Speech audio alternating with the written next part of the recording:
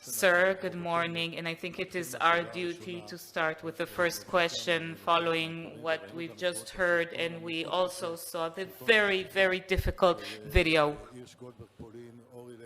yesterday, the abduction video of Elia Cohen, Hirsch Goldberg Polin, and Or Levy. And the Prime Minister said that we are committed to the deal that was agreed upon by the Americans, but just 2 days ago he said he's willing to carry out a deal for some of the people. And then he said that after the ceasefire we are going to continue the war in order to get to the collapse of Hamas. So what is the policy? And the most important question, how do we bring the hostages home as soon as possible, because I think there's an across-the-board consensus that this is our most important duty. Otherwise, it will be a stain on this country.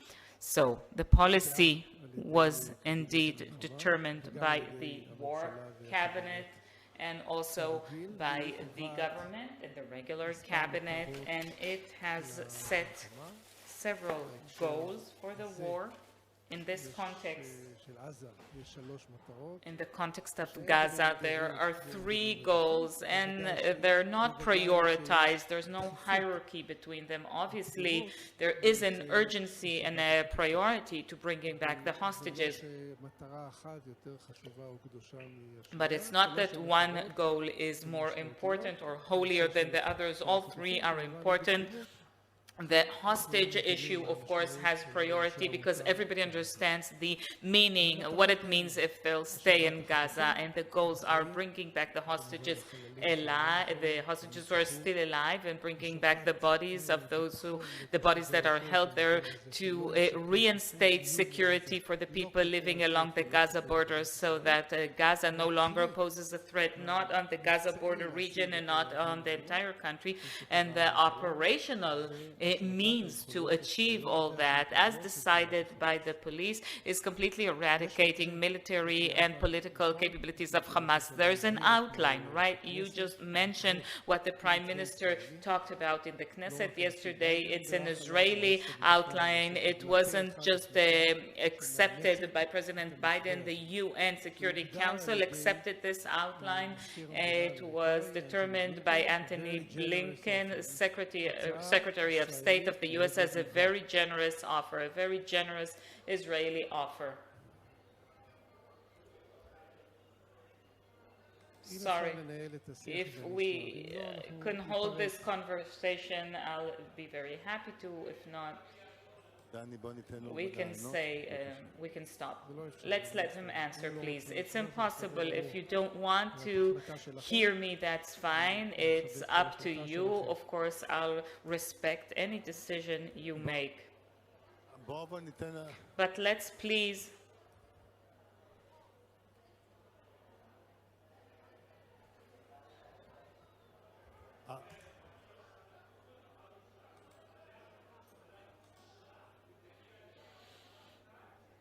It's a shame what you're doing. My son has been doing reserve duty for 200 days. 200 days. This government will fall and you won't be able to walk down the street. This government won't last.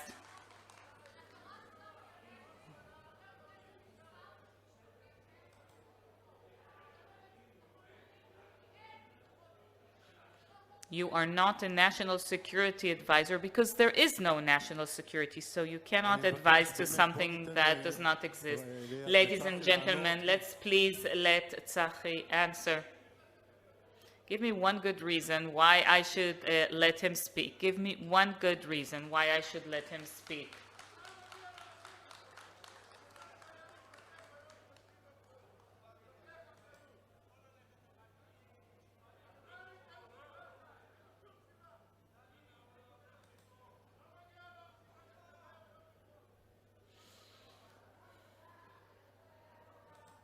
Okay,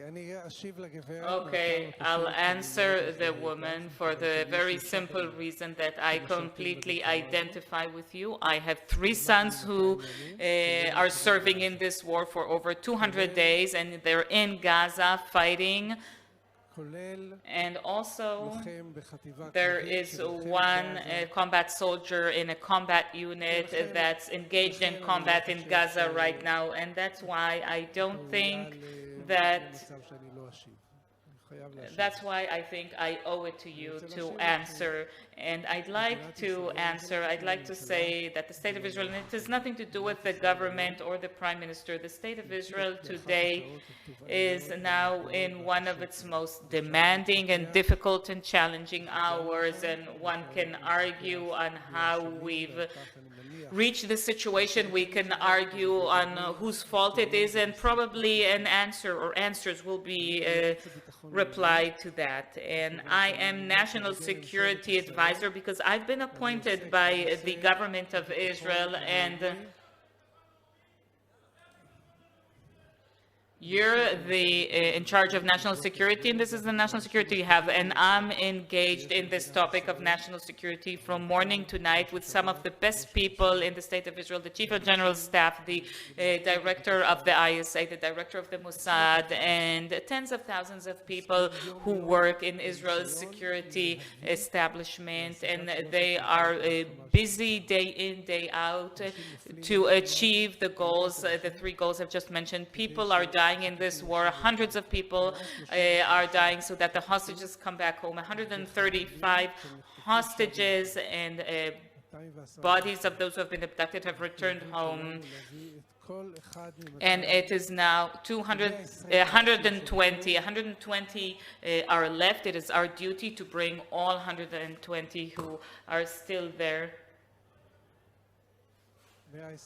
120 hostages are still there, and it is the commitment of this government to bring them all, and people are giving their lives for that, and we need to respect that. They're fighting in Gaza.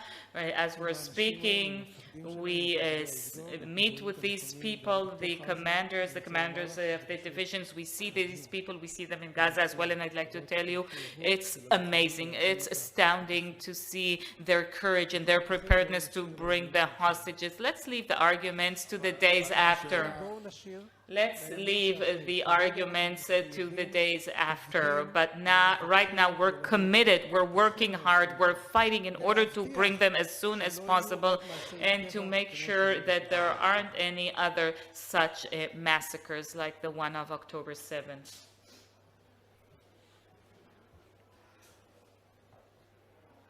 I'm sorry, I can't hear the comments from the audience.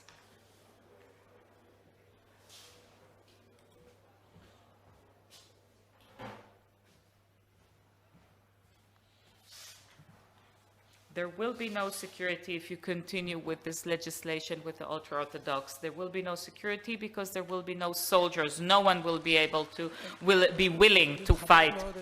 I respect your position, but I suggest that we move on to talk about other topics. I would like to ask you just one more question about the hostages.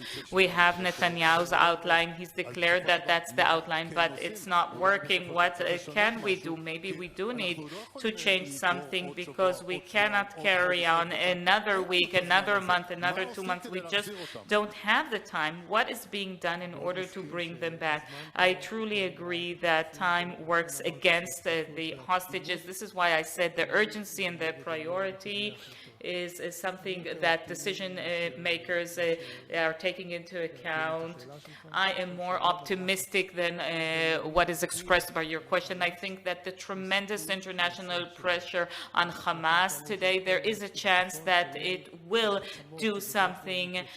Countries, including superpowers that usually side with Hamas and against the West, they have also been involved in the decision and the resolution reached by Security Council that adopts the Israeli outlines that's supported by Biden. There's tremendous pressure on Qatar, and it is placing also pressure on its side, on the Hamas leadership in Qatar, to accept this deal as is.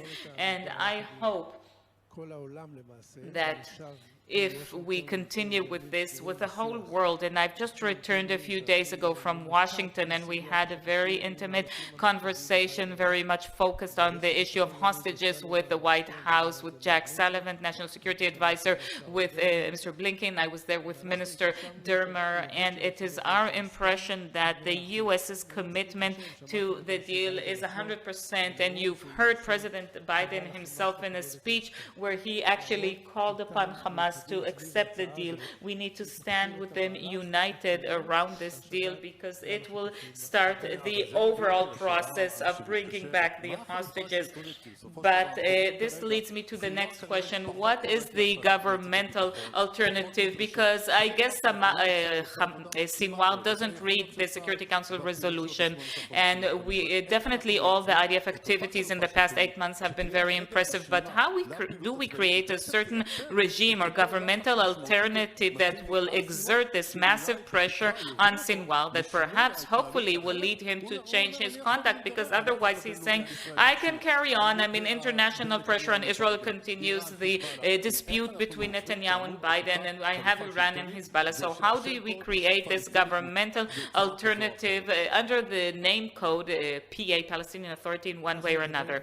Look, we've been talking about this concept the day after for many months now, and the main thing that we've tried to emphasize throughout this period is that it's mainly the day after Hamas, in the sense that we don't need to wait for Hamas to disappear, because maybe that process will take a long time. But obviously, once Hamas no longer has the ability to lead the military and governmental and administration systems as it did before October 7th, then this will give a greater opportunity for countries who truly want to see a governmental alternative in Gaza, along with local leadership in Gaza, to be mobilized to this process. The cabinet has authorized the IDF to lead a process of beginning to find a governmental alternative already a few weeks ago. In recent months, the IDF plan that is supposed to be implemented at the beginning in the north of the Gaza Strip, probably sometime soon